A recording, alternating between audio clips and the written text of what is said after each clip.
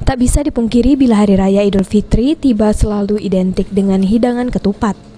Bahkan bisa dikatakan hampir seluruh masyarakat Muslim di Indonesia menjadikan menu ketupat opor sebagai salah satu hidangan wajib di momen spesial Lebaran. Hal itu membuat permintaan akan nipah atau kulit ketupat meningkat.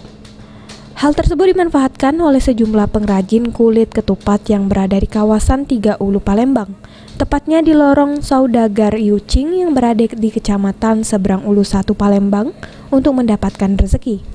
Salah seorang pengrajin ketupat, Hermiwati, mengaku sudah puluhan tahun membuat anyaman kulit ketupat ini.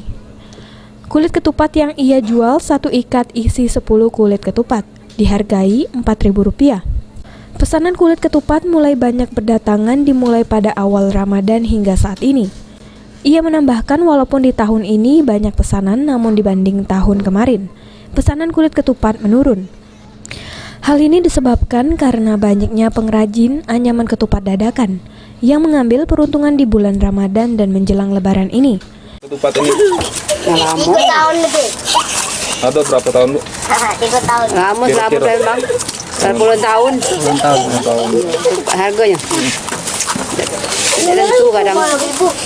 Ada diem deh, ada diem ya. Untuk sekarang berapa, Bu? Sekarang taruhlah yang ada 4.000.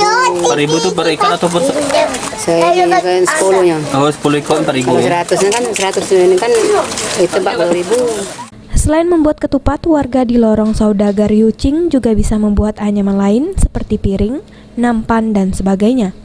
Heru Wahyudi, PAL TV.